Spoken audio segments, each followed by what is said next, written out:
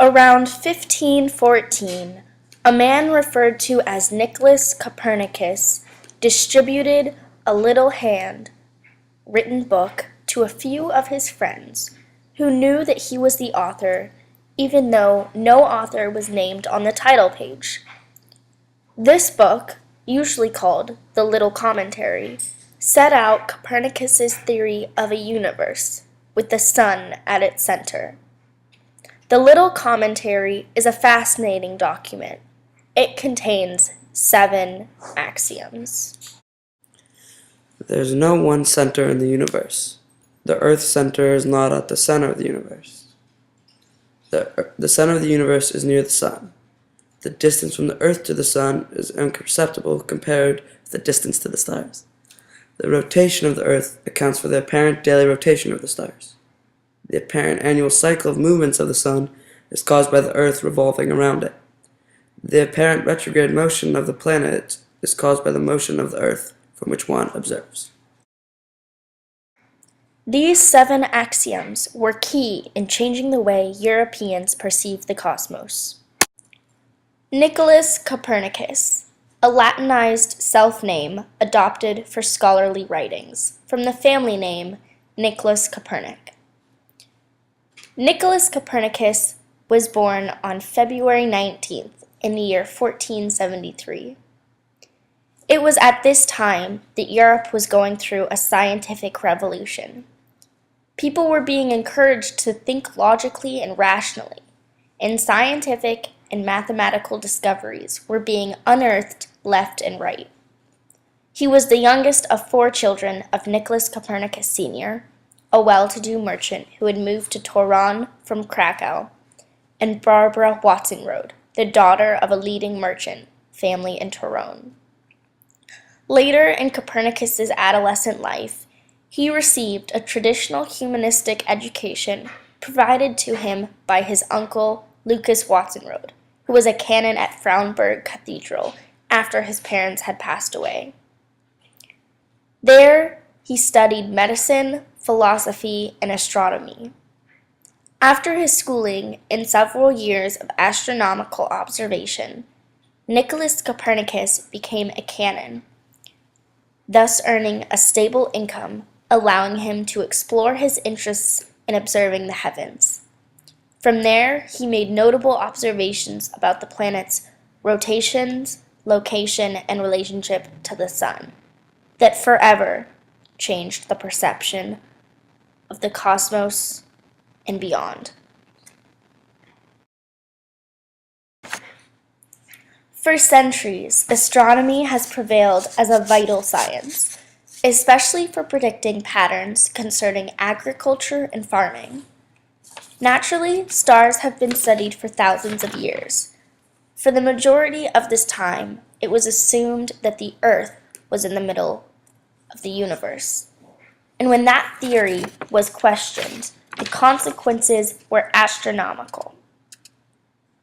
His most revolutionary idea was heliocentrism, which described the placement of the planets that was contradictory to the popular belief in geocentrism. Geocentrism was universally accepted in my time. The theory was created in the 6th century and proposed the sun revolved around the Earth, explaining the annual cycle of the sun. It is known as the Ptolemaic system, originally proposed by Ptolemy. From simple observation, geocentrism makes sense, and some believe that the scriptures support the idea of geocentrism, giving it more weight. However, my theory of heliocentrism was radically different.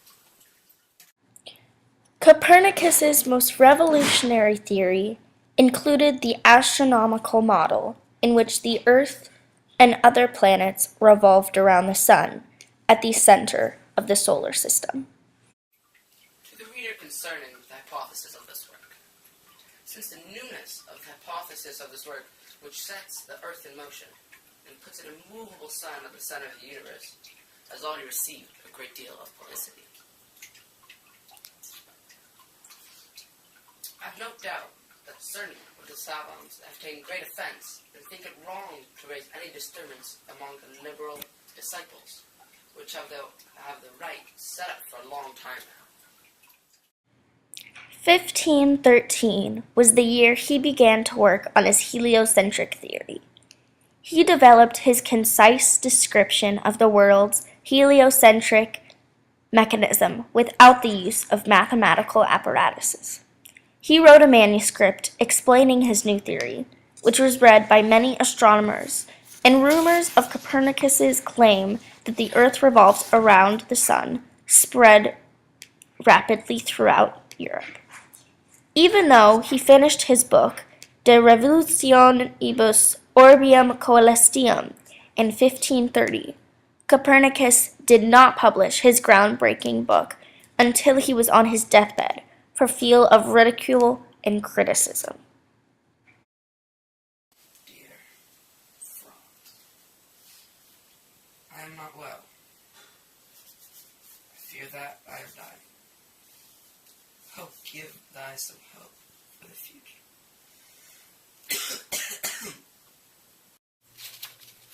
A letter for you from Franz. Franz.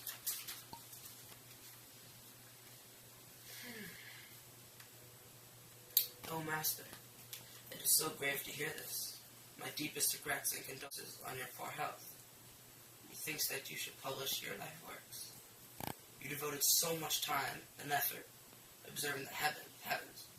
It's time for people to know. Franz, I fear being labeled a heretic.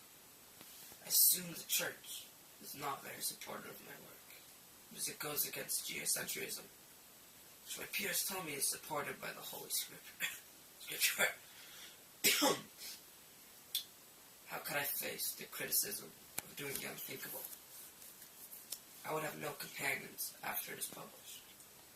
This thought is so worrisome, I think I shall pray for guidance in this matter. Another letter for you, Nicolaus Copernicus.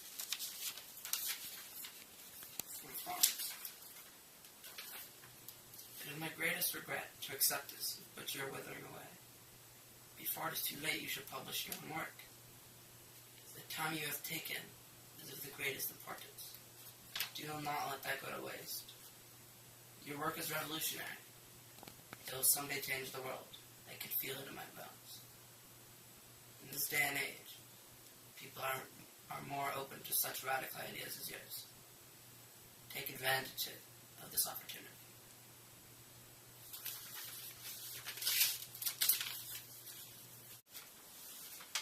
Franz, my dear boy, seems that you are correct.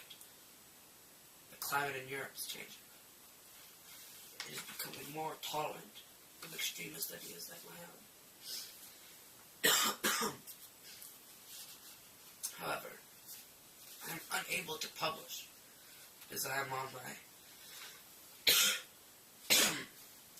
I'm on my deathbed. You shall have the honor and the obligation of this task. Because even if I never see the reactions to my ideas, there will be reactions.